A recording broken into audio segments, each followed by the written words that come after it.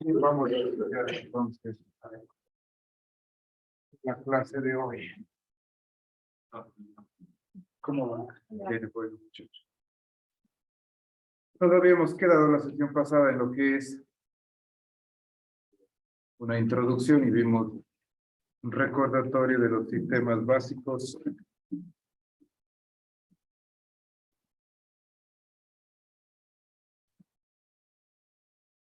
Vimos un recordatorio de los sistemas básicos en la construcción de estructuras. Sí te ve bien ahí, ¿no? Sí, vamos simplemente a continuar con esta parte introductoria.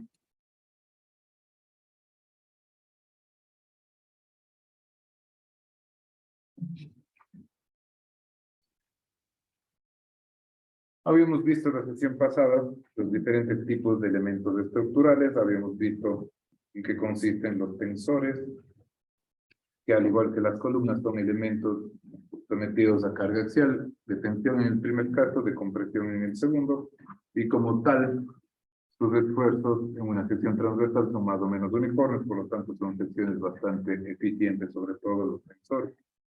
Las columnas pueden recibir, además de carga axial, flexión, y están sometidos a unos suertes de esfuerzos combinados. Vimos también el tema de vigas, que es bajo la suposición de que los materiales permanecen elásticos, los esfuerzos varían linealmente respecto del eje neutro. En base a estos elementos se puede construir sistemas estructurales como el que se observa en la pantalla, que son las armaduras. Las armaduras son los elementos más simples. Normalmente se ensamblan las armaduras a partir del triángulo, que es la forma más simple, estable. Es la forma estable más simple. Cómo calcular armaduras isostáticas o estáticamente determinados, ya vieron ustedes en sus cursos de estática, ¿no es cierto? Cuando las armaduras son estáticamente indeterminadas, se requiere la teoría de formaciones. Vieron eso en mecánica de materiales, en estructuras 1, ¿cierto? Entonces, en este curso vamos a ver cómo calcular armaduras por el método matricial. El mismo procedimiento nos sirve para armaduras estáticamente determinadas como estáticamente determinadas. Entonces, ¿qué característica tiene una armadura? Las uniones no transmiten momento, muy bien, y los elementos trabajan a carga axial. Las cargas se aplican en los nudos, de manera tal que esencialmente los elementos trabajan a carga axial, a esfuerzos de tensión o de compresión. Aquí hay un detalle típico de cómo se arma la unión de una armadura. Normalmente el cordón superior o inferior es un elemento continuo, como se observa acá, y los diagonales o los verticales se unen mediante estas placas de conexión. Lo que se debe tener cuidado es de que los centroides de los elementos concurran en un punto. Sí, para evitar que exista alguna torsión y se mantenga la hipótesis de que los esfuerzos sean solo axiales o tiendan a ser axiales. Entre nudo y nudo, la única carga que se supone actúa es el peso propio. Sin embargo, esa carga es despreciable respecto de, normalmente, es despreciable respecto de las cargas axiales. Por lo tanto, los elementos esencialmente trabajan a carga axial. Acá tenemos ejemplos de, como habíamos visto la sesión pasada, de puentes, en el primer caso colgante y en el segundo caso atirantado. Estos son ejemplos de cómo los tensores trabajan y permiten, en este caso, la construcción de puentes de grandes luces. Si es que no fuese por estos cables, el peralte requerido para poder construir bajo esta luz debería ser tan alto que sería tanto impráctico como viable económicamente. Entonces, para estos puentes es normal utilizar este tipo de sistemas. Asimismo, es normal encontrar en los puentes, sobre todo en las obras antiguas, el tema del arco, ya que el arco se caracteriza por trabajar únicamente a compresión. Entonces, materiales como, por ejemplo, antiguamente se utilizaba bloques de arcilla, más o menos como hoy se utiliza la mampostería, o algo similar al hormigón, que son elementos aptos para recibir la compresión, pero no para la tensión. Pero gracias a esa propiedad del arco se puede utilizar materiales para la compresión sin ningún problema. La diferencia de un arco es de que los empujes que se producen en los apoyos son importantes y deben ser adecuadamente detallados. Vimos también las cáscaras delgadas, que son básicamente elementos en los cuales el espesor es significativamente menor que el largo y el ancho.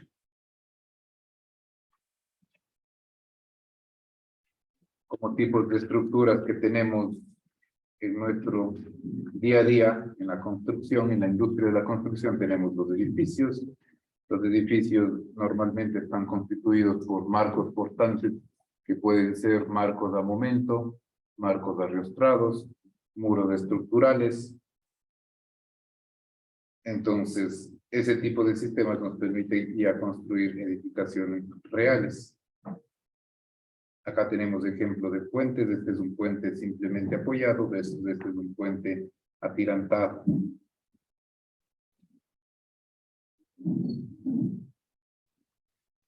Otro tipo de estructura muy común en nuestro medio es la nave industrial. Las naves industriales son estructuras generalmente de acero, que son ligeras y que sirven para fábricas, en general, estructuras en donde exista procesos de tipo industrial, como en la minería, como en la industria petrolera, petroquímica. Aquí en este ejemplo tenemos un buque. Las estructuras tipo armadura también se pueden utilizar como torres de transmisión. Acá tenemos ejemplos de una cubierta de un tipo armadura en un estadio. Este es un ejemplo de una presa.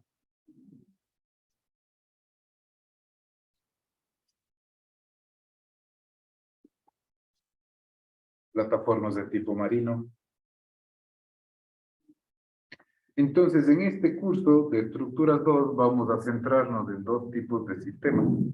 Vamos a ver cómo se calculan los pórticos o marcos rígidos, que son los que se visualizan en esta imagen, y las armaduras. Vamos a empezar naturalmente con las armaduras, que son sistemas más simples, y luego vamos a continuar con lo que es pórticos, de manera tal que al final del curso puedan aplicar el método matricial para calcular tanto armaduras como pórticos en 2 o 3 dimensiones espaciales o en el plano. Ese va a ser el objetivo del curso. Entonces, como habíamos comentado la clase pasada, ¿cuál es la definición de un pórtico rígido? El pórtico rígido significa que estas son las vigas, columnas. La definición de pórtico rígido es que, voy a dibujar nuevamente acá.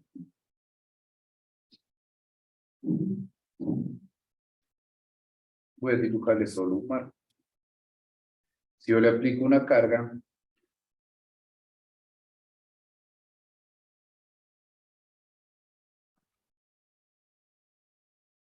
esta unión se dice que es rígida si al deformarse el ángulo relativo entre la viga y la columna permanece inalterado. En este caso, el ángulo entre la viga y columna previo a la aplicación de las cargas es 90 grados. Si le aplico cargas y este se deforma, la viga tiende a deformarse de esta manera y la columna tiende a deformarse de esta manera, que es la característica que define el concepto de unión rígida. Que este ángulo y este ángulo permanecen 90 grados. este ángulo y este ángulo es 90 grados, es decir, gira. Al girar la unión, el ángulo relativo entre la viga y la columna permanece inalterado, el ángulo inicial.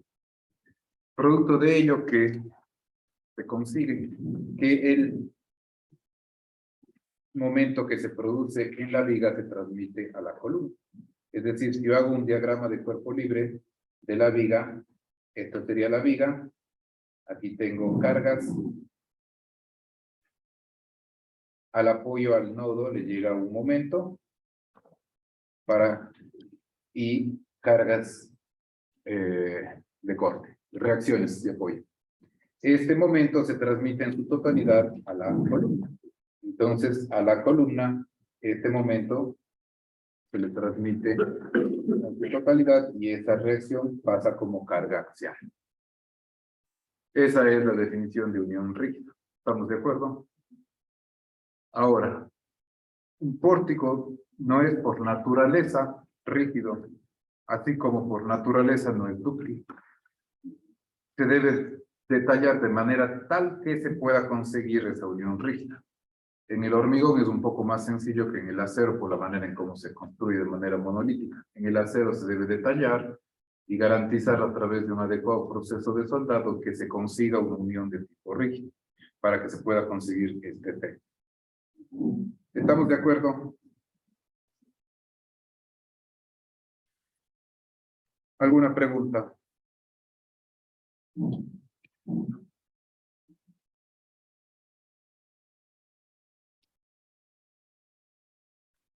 Bien.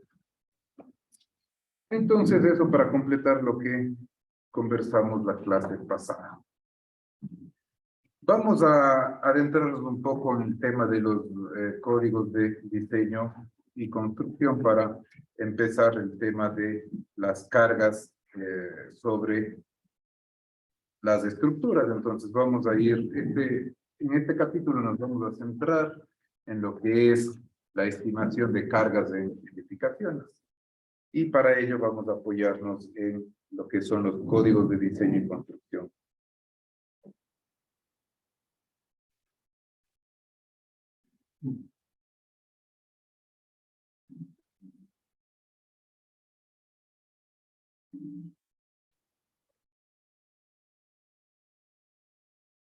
Como les había dicho en la clase de acero, quienes están tomando en simultáneo esta clase y la clase de estructuras de acero, las dos clases se diferencian en el sentido de que en esta clase de estructuras 2 vamos a determinar, primero, vamos a aprender cómo se estiman las cargas en las edificaciones en base a nuestro código local. Y segundo, dado las cargas de un modelo matemático, que en este caso puede ser un pórtico o una armadura, cómo se determinan los esfuerzos internos y las deformaciones de los elementos estructurales. Con esas fuerzas se puede proceder al diseño, y el diseño se detalla en función de los estándares, como por ejemplo el AISC para el caso de estructuras de acero laminadas en caliente o el ACI para el caso de estructuras de hormigón armado. Entonces, esa es la diferencia entre clases de este tipo de análisis estructural y las que son de diseño. ¿Sí me explico? Vamos a empezar entonces con los códigos de construcción. ¿Qué código rige en nuestro país? La NEC, la Norma Ecuatoriana de la Construcción. El otro es del Instituto Nacional de Normalización. Exacto. Sí, Instituto Ecuatoriano de Normalización. Ya, entonces para nosotros, ¿qué es un código? Los códigos de construcción son documentos legales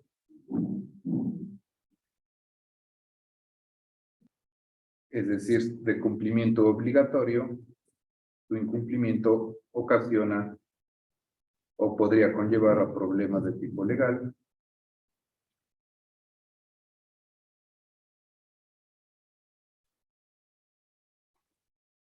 Y que contiene los requerimientos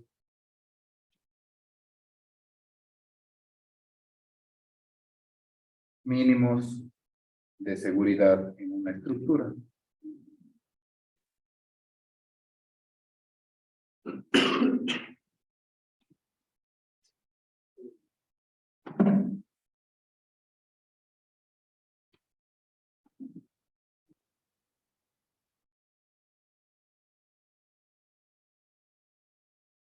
Entonces, ¿cuál es el objetivo de un código? El objetivo de un código es proporcionar estructuras que sean seguras desde el punto de vista estructural y a la vez económico. Hemos hecho énfasis en el concepto de seguridad. El tema de la seguridad implica dos criterios. La estructura debe tener resistencia suficiente para soportar las cargas establecidas en los códigos durante su vida útil, y estas cargas dependen de qué? Dependen de el uso que se le va a dar a la estructura. No es lo mismo la expectativa de cargas de un hospital versus de una vivienda familiar. Y por otro lado tenemos el tema de las deformaciones, que está asociado a la rigidez de la estructura. Esto define la serviciabilidad de la edificación. ¿Estamos de acuerdo? ¿Alguna pregunta, muchachos?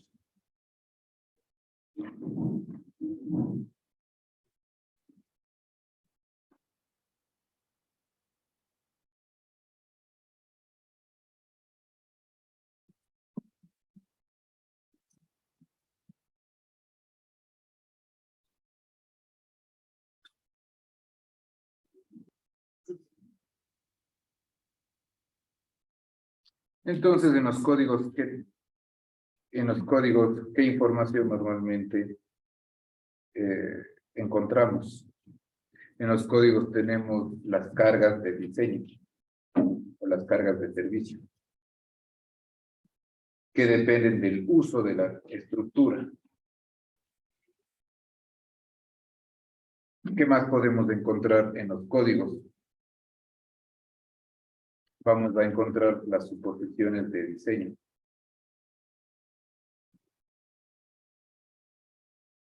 Por ejemplo, en un código de construcción tenemos los sistemas que la localidad nos permite utilizar. Por ejemplo, pórticos resistentes a momento, pórticos arrastrados, muros estructurales, sistemas duales, en fin. Ahora, dependiendo de la localidad, existen límites que se le puede dar. Por ejemplo, existen ciertas zonas en las cuales se puede limitar la altura de la edificación. Y eso depende de cada zona. Bueno, en el caso de las quebradas. Correcto, correcto, justamente. Entonces, todo eso está definido en los reglamentos de construcción. Las suposiciones de diseño, los requerimientos que deben cumplir los materiales.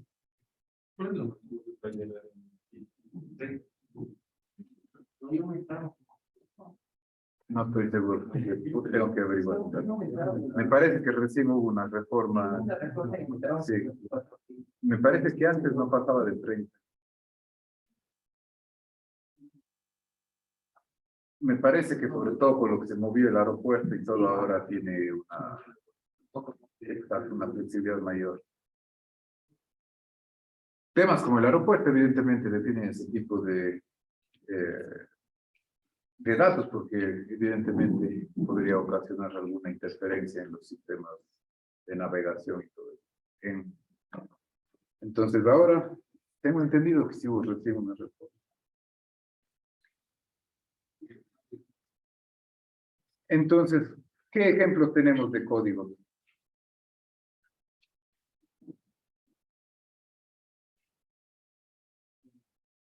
Para nosotros es la norma ecuatoriana de la construcción, que vamos a estudiar en este curso.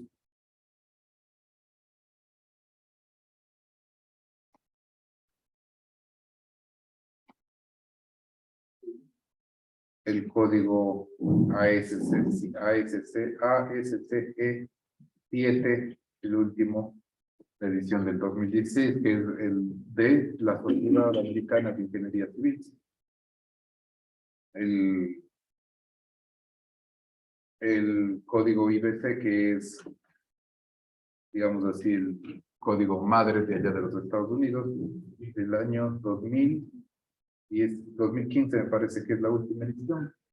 Estos son los códigos que vamos a ir revisando. Básicamente el código IBC es en esencia lo que, o digamos así, es la madre de nuestra norma ecuatoriana de la construcción. En base a este código se han establecido los requisitos de las construcciones ecuatorianas.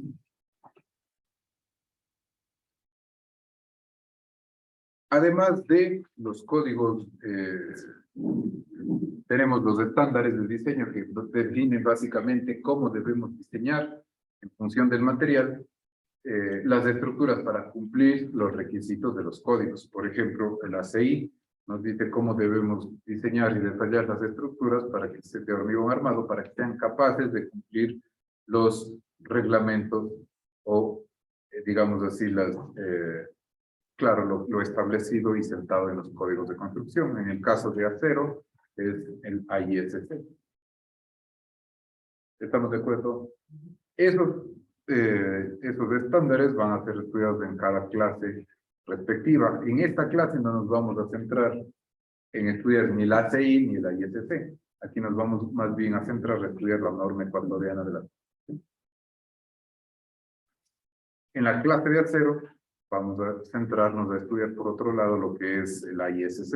En las clases de hormigones tendrán el ACI.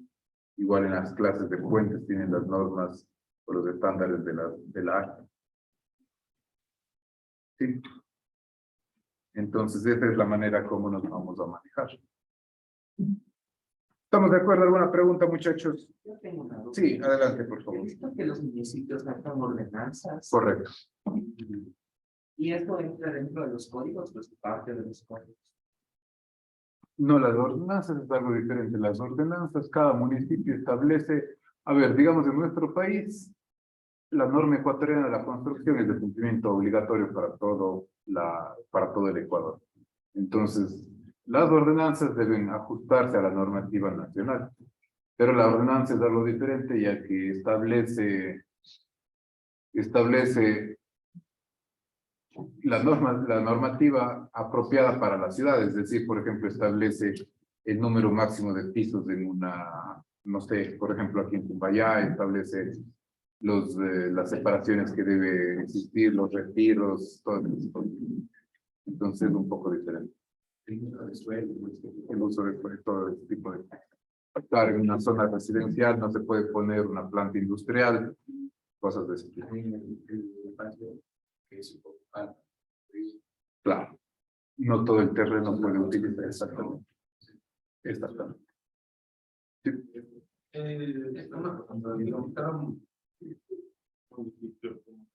Manda la obra pública.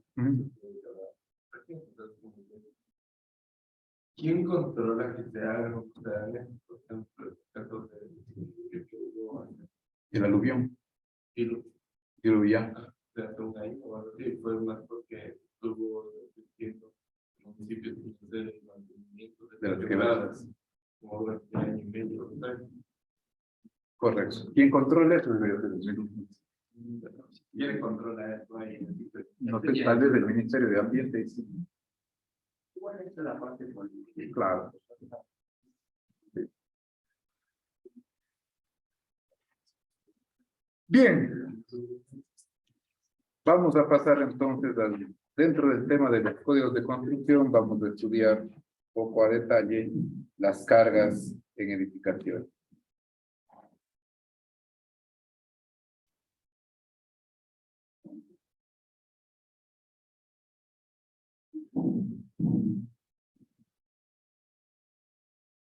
De manera general, ¿qué son las cargas? Las cargas son las fuerzas, típicamente por unidad de área,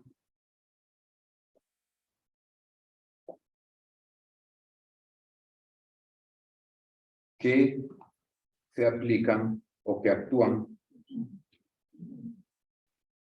en una edificación. Están presentes durante el tiempo de vida útil de la estructura. Entonces, las estructuras o las edificaciones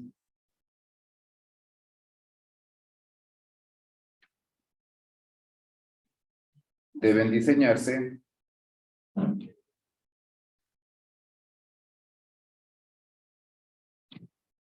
para ser capaces de resistir estas cargas.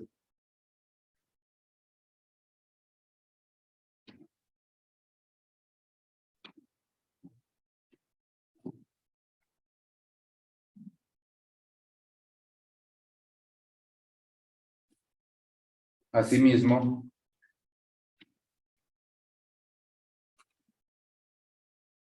debe controlarse que las cargas no produzcan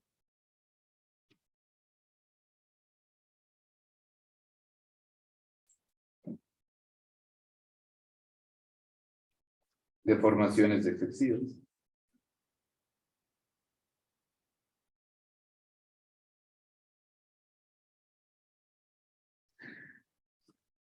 ¿Estamos de acuerdo?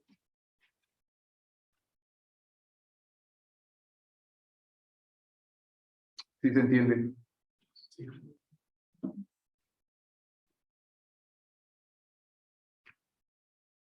Vamos a ver los tipos de carga.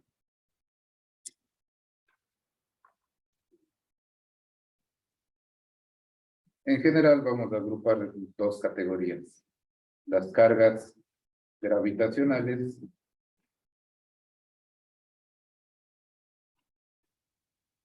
que básicamente tenemos la carga viva y la carga muerta.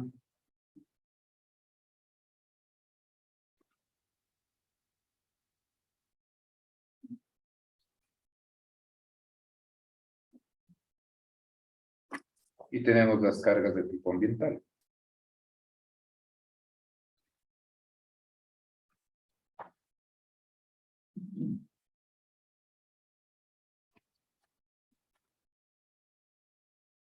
Y que son la carga de viento. Normalmente la carga muerta se denota por la letra D, la carga viva por la L, la carga de viento por la W, la carga del sismo con la letra E. En este curso vamos a estudiar en detalle la carga muerta, la carga viva y la carga de viento. Y más adelante tienen, me parece que en el último semestre, el curso de ingeniería sísmica o ingeniería sismo resistente, creo que se llama, que estudian en detalle cómo estimar la carga del sismo. ¿Está bien?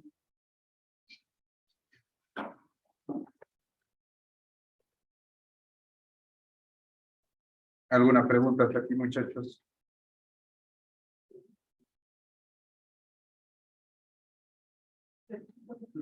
Claro.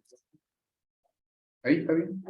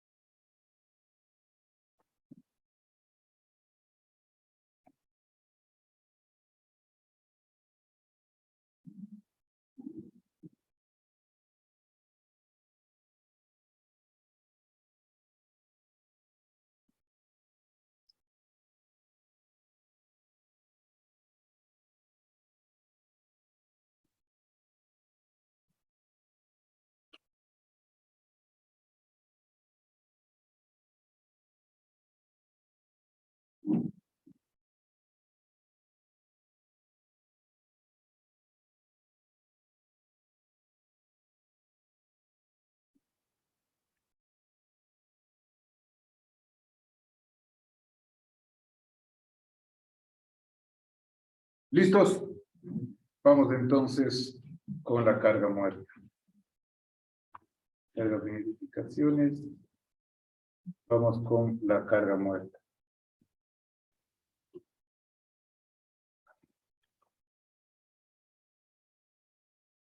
¿Qué entienden ustedes, muchachos, por carga muerta? Ya, la carga muerta es una carga permanente.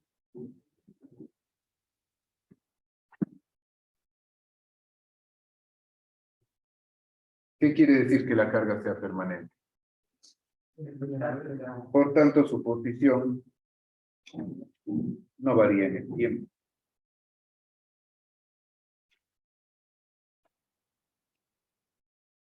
Como tal, es muy sencillo estimar la carga muerta. Como ejemplo, tenemos que el peso de los elementos estructurales,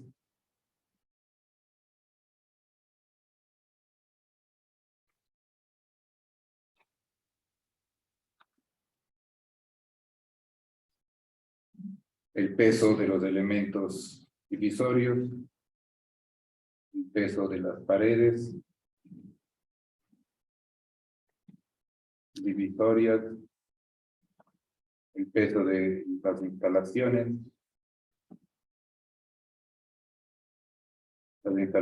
tanto eléctricas, hidrosanitarias, contra incendios, equipamiento permanente.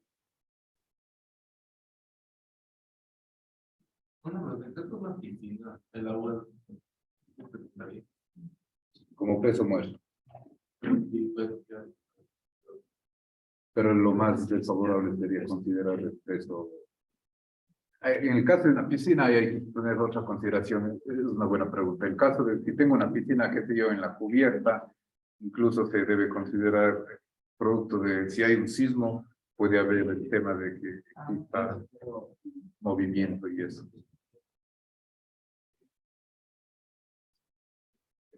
Exactamente. Exactamente. Entonces, eso es la carga muerta. ¿Cómo estimo yo la carga muerta? Entonces, se puede estimar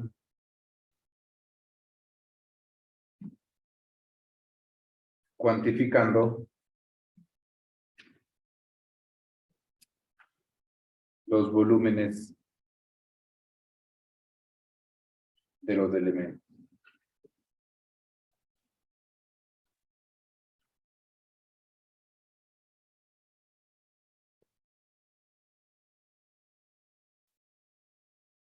¿Estamos de acuerdo? Permítame, le voy a abrir la Next, voy a tenerla abierta para ir revisando. Me parece que no.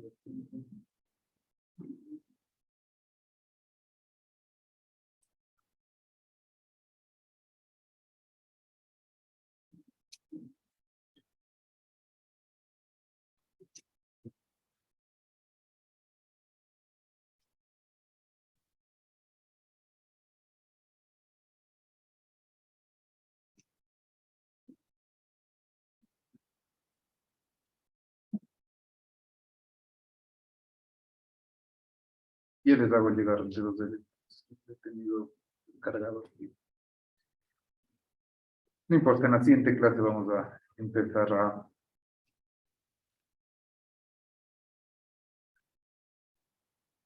revisar. Vamos a ver ahora cómo se considera la distribución de la carga muerta en el sistema del piso.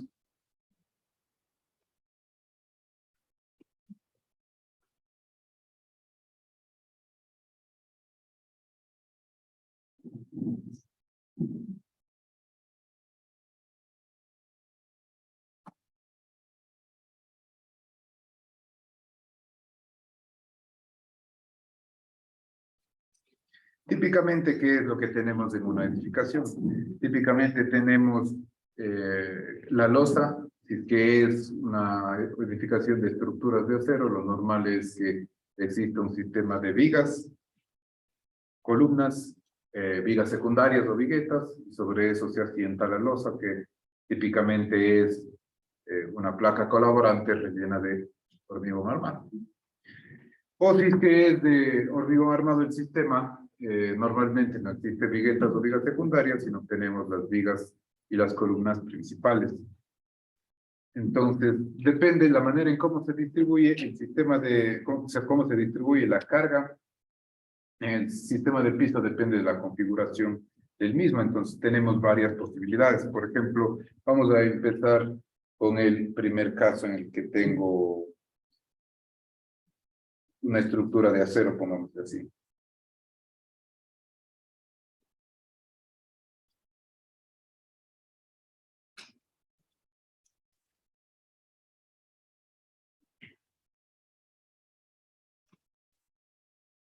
Voy a dibujarle una planta típica. Asumamos de que aquí tengo una columna. La columna es un perfil en forma de I. Acá tengo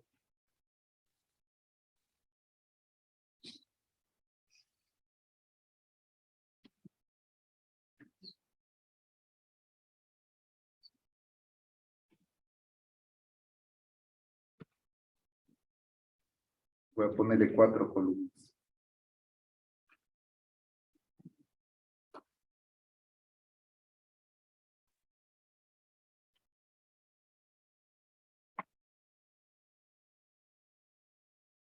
Aquí tengo una viga. Claro. Ahí.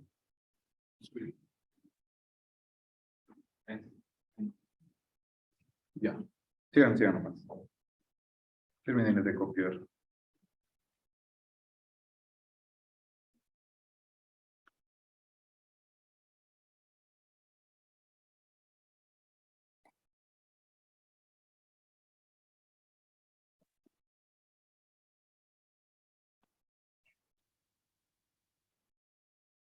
Ya, entonces vamos a analizar este primer caso.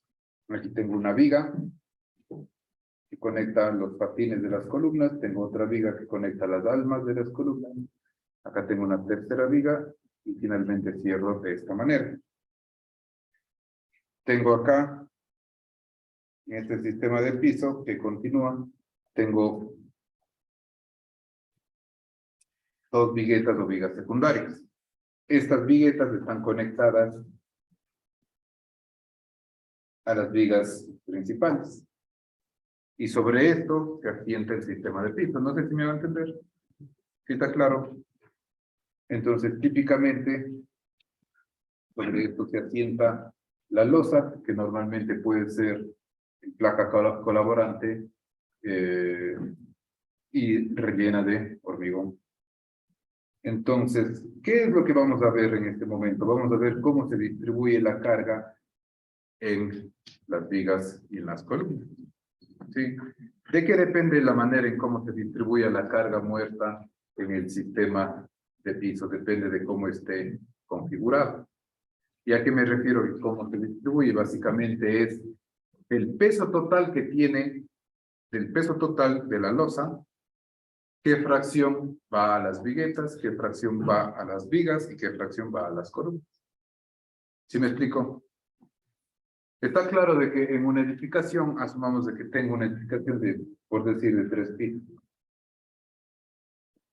La manera en cómo se distribuye esto se idealiza de esta forma.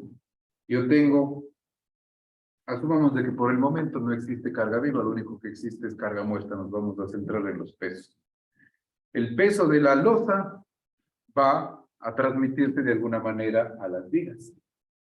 Nosotros idealizamos esto como una carga distribuida. De aquí, esta carga se transmite hacia las columnas. La carga del segundo piso igual se transmite a las columnas, de manera tal que la columna del segundo piso recibe la del tercero más la del segundo piso. Y lo propio, la del primer piso. De manera tal que al cimiento le llega la carga de toda la edificación. Y el diseño del cimiento debe ser capaz de que transmita al suelo presiones que sean adecuadas para que no exista ninguna falla en el terreno. Entonces, ¿cómo se transmite primero las cargas? Vamos a ver a continuación. Si yo tengo una estructura de este tipo, fíjense que esto idealmente se puede considerar como que tiene 3 paneles.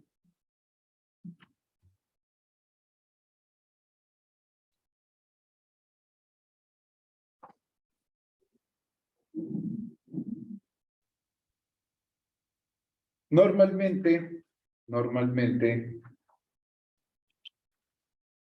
se puede idealizar de esta manera. Se puede idealizar que cada una de las viguetas toman una fracción de la carga en función de un concepto que se llama área tributaria, que es este concepto de acá. Se puede idealizar que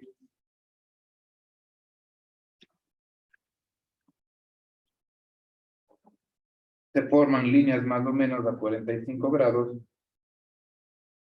que nos permiten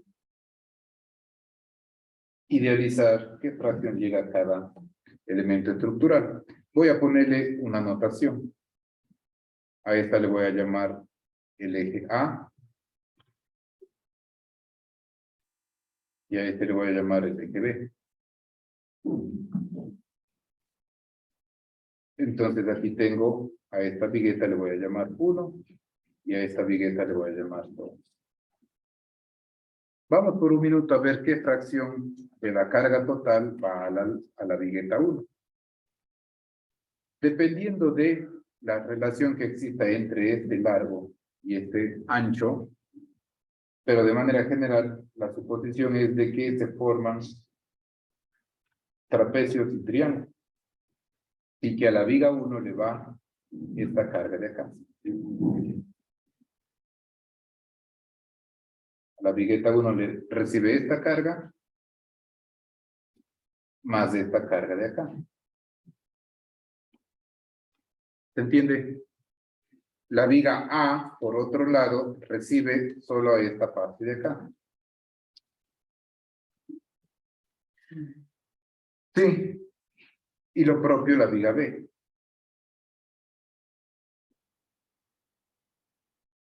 En el sentido transversal, la viga AB va a recibir esta carga de aquí, forma triangular, más esta carga de acá, más esta carga de acá. ¿Por qué se supone esta distribución? Porque en base a ensayos de laboratorio sobre placas, la manera en cómo falla tiende a seguir ese patrón.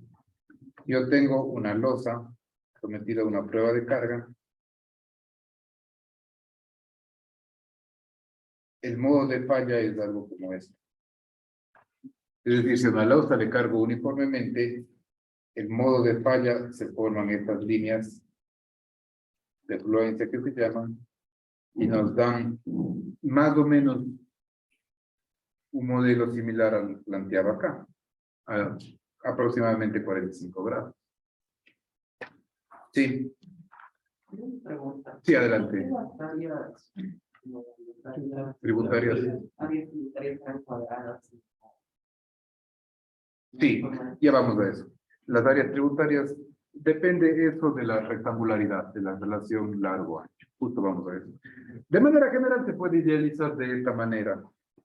Entonces, la vigueta 1 va a tener esa carga, la viga A, la carga que está en amarillo.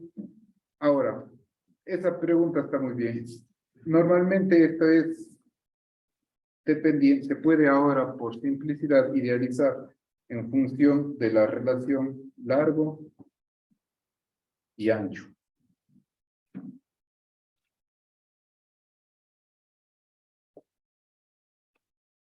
Pongamos L y B. Cuando la relación L entre B es mayor que 2, es suficientemente aproximado considerar franjas de ancho rectangular. Cuando es menor que 2, tiende, digamos así, a seguir este patrón de acá. Entonces, pongamos esto como algo de manera general. Entonces, ¿qué podemos ver aquí? La viga 1, o la vigueta 1,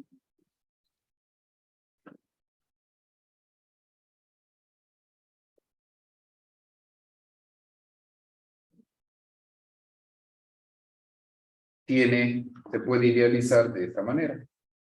Típicamente las viguetas se consideran simplemente apoyadas, o se diseñan de manera tal que los apoyos sean simples.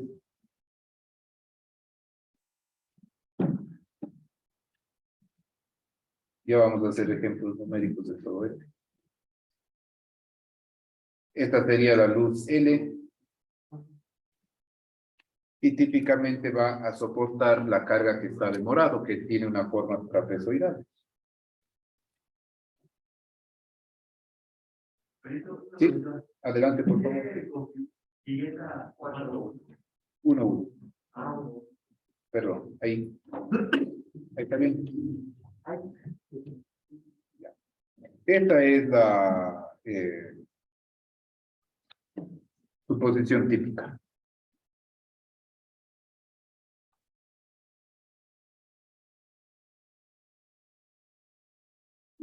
Del sistema de entrepiso. La vigueta 1 va a tener el doble de carga que la viga A, ¿no es cierto?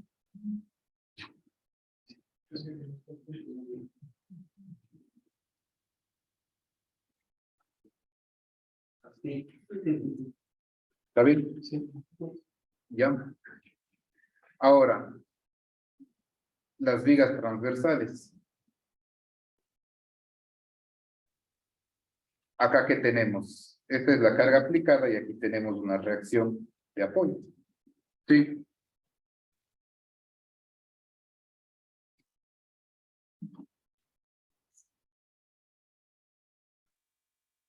Voy a ponerle R1.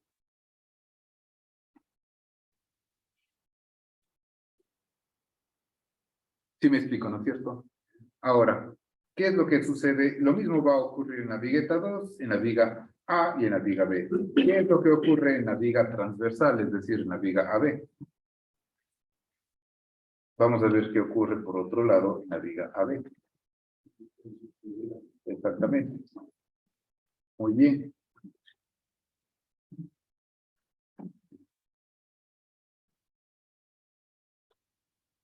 La viga AB tiene de ancho B mayúscula. ¿Y qué es lo que tiene? Recibe 3 cargas triangulares. ¿Se ve? Recibe 3 cargas triangulares. Le voy a poner así. Esta carga que está de morado es de esta carga de acá, ¿no es cierto?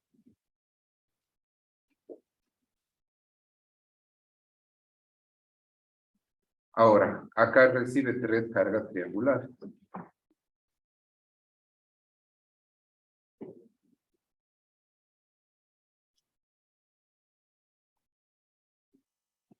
Que son estas cargas de acá.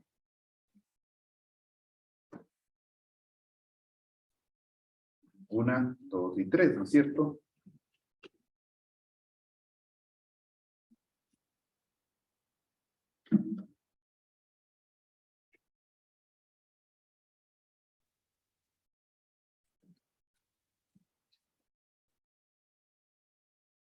Son estas 3. ¿Y qué más recibirían? Las cargas puntuales que son que las reacciones de las viguetas 1 y 2. ¿Está bien? ¿Se entiende? Y que van ubicadas en qué punto. En este punto 1 y en este punto 2, que vendría a estar aquí.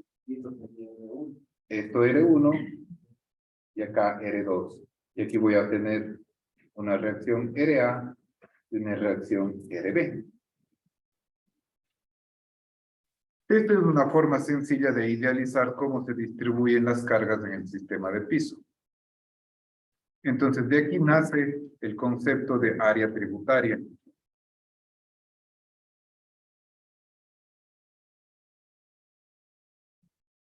De aquí nace el concepto de área tributaria. ¿Qué es el área tributaria? Es el área de la losa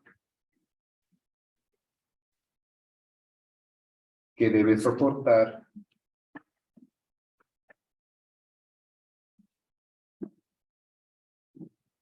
una viga baja. O una viga en particular. Sí, sí.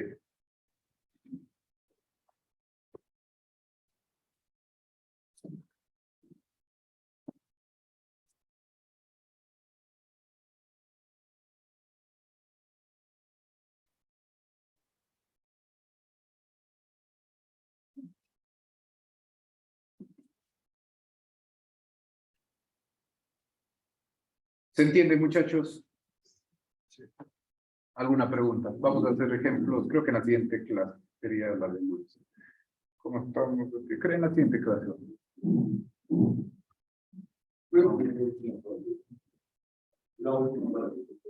Claro. Ahí. Sí.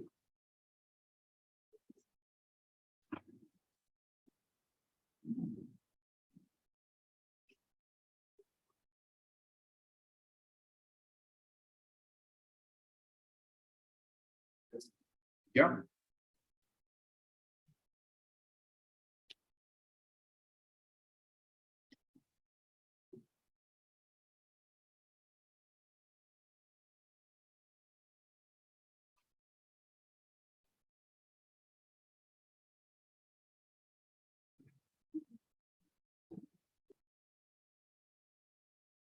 Bien. Vamos al segundo ejemplo, que es cuando tengo un sistema de piso cuadrado. Como pusimos acá, sistema de piso. Vamos a decir sistema de piso con viguetas paralelas.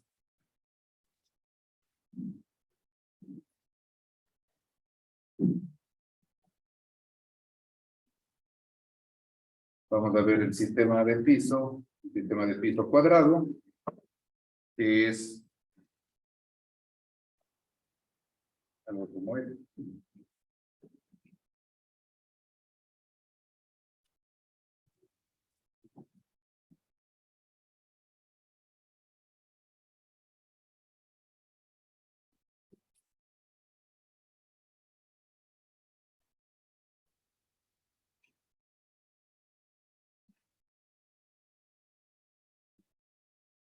Tengo, asumamos para este ejemplo 4 columnas. Y aquí tengo la viga primera entre los patines, la viga segunda entre las almas y la viga entre los patines. No tengo viguetas intermedias.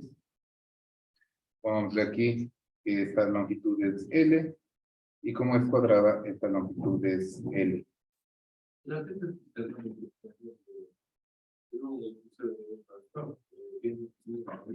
Sí, me parece que sí. No tiene, digamos, Es un muro de, sí, me parece que es un muro de núcleo de muro de hormigón armado. Me parece que es en la Portugal, en Naciones Unidas. Sí, me parece que sí.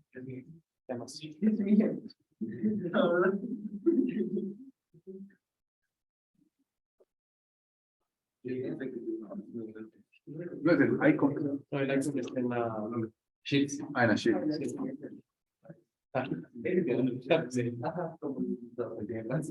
Hay el Epic. A la vez que estoy instalado de... Ya. No, La Portugal- Unique es entonces, creo que es de las Sí. naciones. Ya, ahora, ¿qué sucede si tengo un sistema de piso cuadrado? Esto debe comenzar creo que por aquí. Es que tengo esto es lo más sencillo de entender. Si tengo un sistema de piso cuadrado, la distribución es de esta manera. Porque cuando se hace una prueba de placa, es decir, una prueba de carga en la losa, si es que tengo, asumamos una losa cuadrada cargada uniformemente, la manera en cómo cuando empieza a deformarse, empieza a fallar es de esta manera. En la siguiente clase vemos un video de este tipo de pruebas de placa. Entonces, cualquiera de estas vigas va a recibir una carga de tipo triangular. ¿Para qué nos interesan estas estimaciones? Ustedes recuerden cuando cuando resolvían una viga en estática, en mecánica de materiales, ¿qué tipo de carga le aplicaban? Una carga distribuida por unidad de longitud. En la placa, en la losa, ¿qué tipo de carga se aplica? por unidad de área, ¿no es cierto? Esto es importante aclarar. ¿Para qué estamos estudiando esto? En esta losa se aplica una carga en unidad de superficie, es decir, kilogramos fuerza dividido para metro cuadrado. Esta carga que está en unidad de fuerza para unidad de superficie se transforma con estos criterios aproximados en una carga por unidad de longitud, con este concepto del área tributaria. ¿Estamos de acuerdo? Ahora, si tengo un sistema de piso rectangular,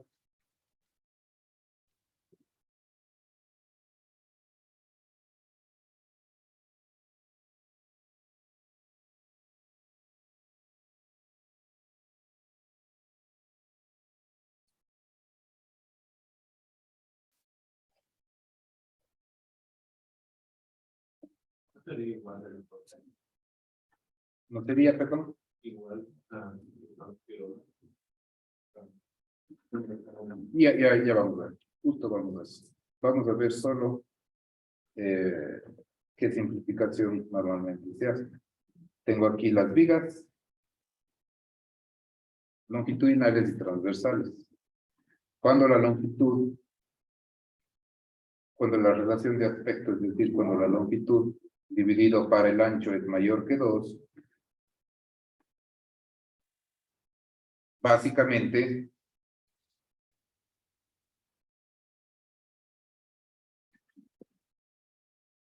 se considera el área tributaria que va a la viga 1 como simplemente la mitad de la losa. Es decir, a esta viga va a soportar esta área de acá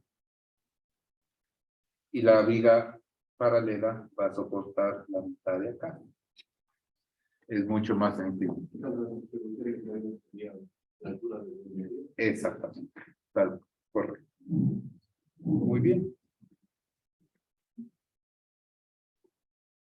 Y las vigas de arriba y abajo no importa. Prácticamente se desprecia el efecto de la carga que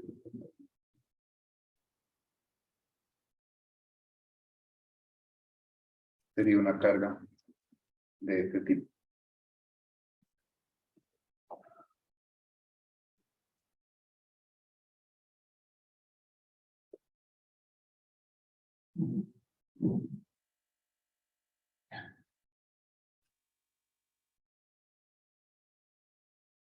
Y esta altura sería del sobrepeso. Esa es la forma típica en cómo se distribuye la carga muerta en el sistema de piso.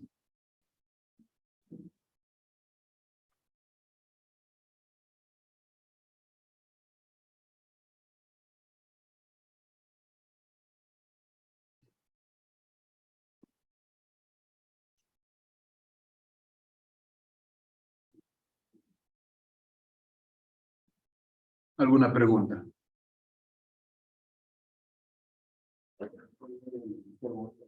Claro, el segundo sistema.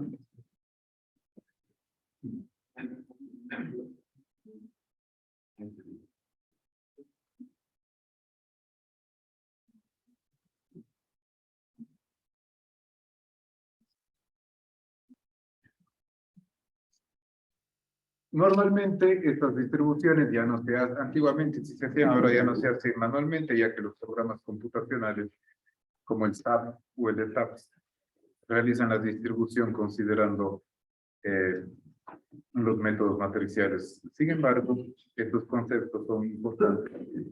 Se manejen para ver cómo se idealiza la transmisión de cargas. Sí. Vamos a ver ahora el concepto de área tributaria. Sí, adelante, por favor. La primera era Que eso debe marcar. Sí, más que nada, y tenía el sistema de billetes. Acá no hay billetes. Sí. ¿Alguna otra pregunta?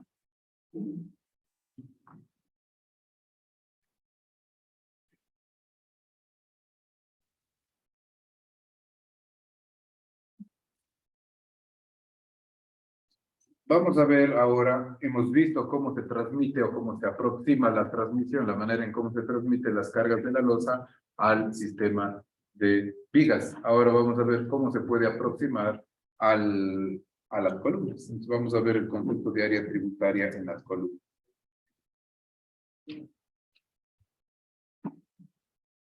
Entonces, existen dos formas de aproximar el problema. Los resultados no son los mismos. Ambos son aproximados.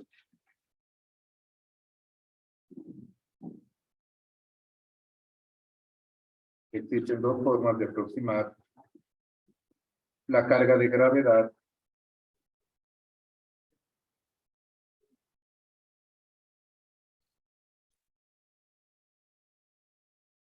que una columna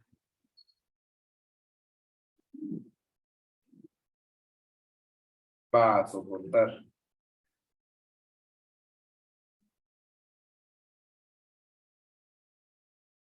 La primera, determinando las reacciones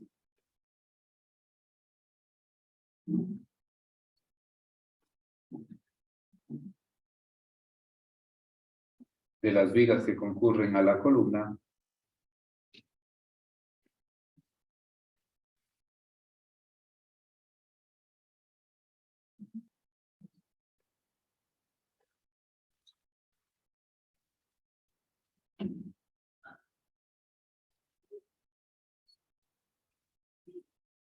y la segunda con el concepto de área tributaria.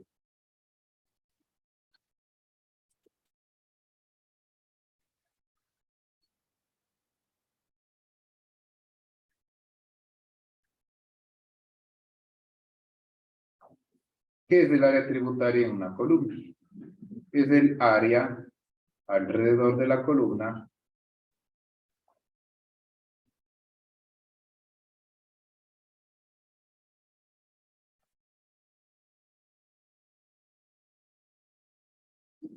que es limitada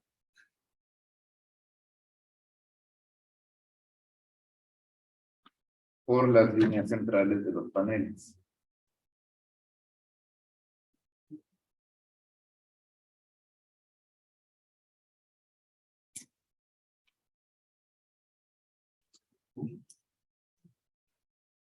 Entonces, asumamos de que tengo un sistema de entrepiso. Sí, claro. Básicamente, ¿en qué consiste? La carga total de la losa se multiplica por un área. La carga en la losa es una carga por unidad de área. Esa carga multiplicada por el área tributaria de la columna me da una carga puntual, que es una forma de aproximar qué carga de gravedad o qué carga muerta bajará en esa columna. Sí. Centrales de los paneles.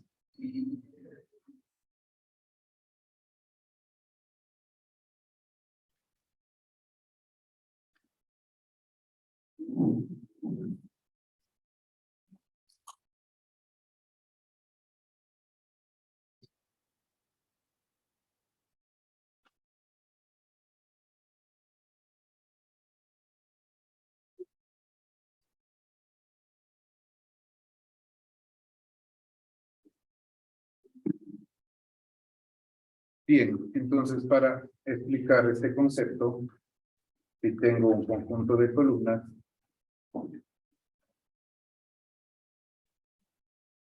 sistema de entrepiso,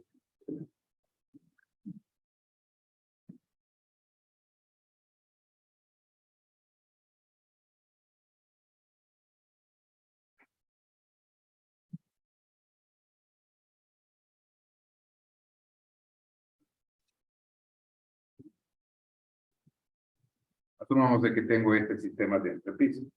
Acá tengo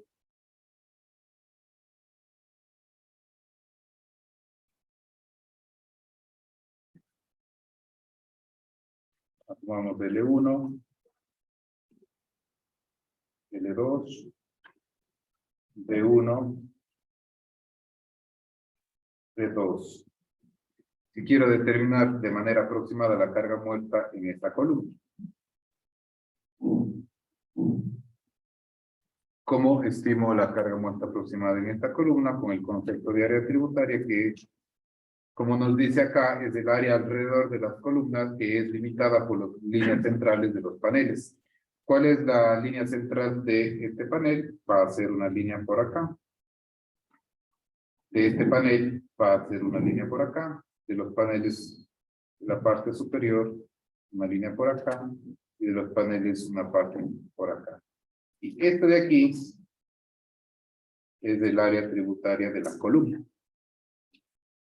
Sí. Entonces, esta área tributaria multiplicado por la carga nos da aproximadamente cuál es la carga axial en esta columna por carga muerta. ¿Me explico? ¿Qué pasa con una columna de borde? Analicemos ahora esta columna de acá. ¿Cuál sería el área tributaria? Exactamente sería esta área de acá. Esta sería el área tributaria. ¿Sí me explico?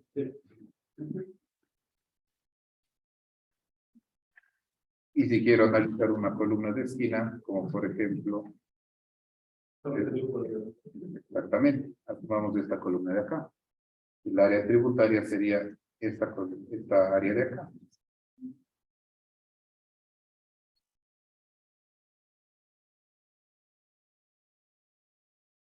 Este es el concepto entonces de área tributaria tanto para vigas como para columnas. En vigas, para terminar y simplemente resumiendo, el concepto de área tributaria en vigas básicamente es el área de la losa que debe soportar la viga.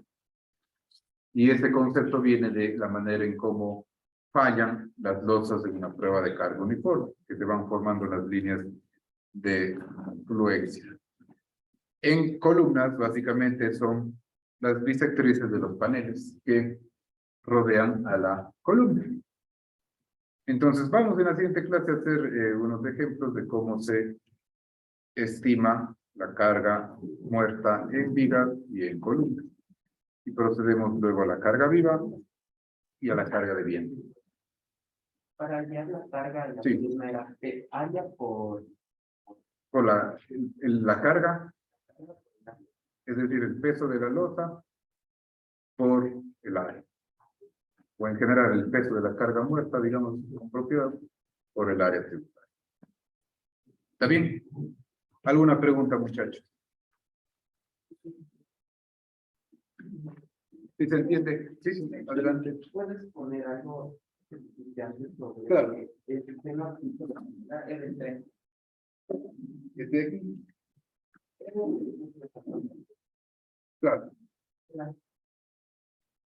Que terminamos este capítulo y le subo las notas de los deberes. Si no, ¿cogieron algo? No hay problema. ¿Alguna otra pregunta?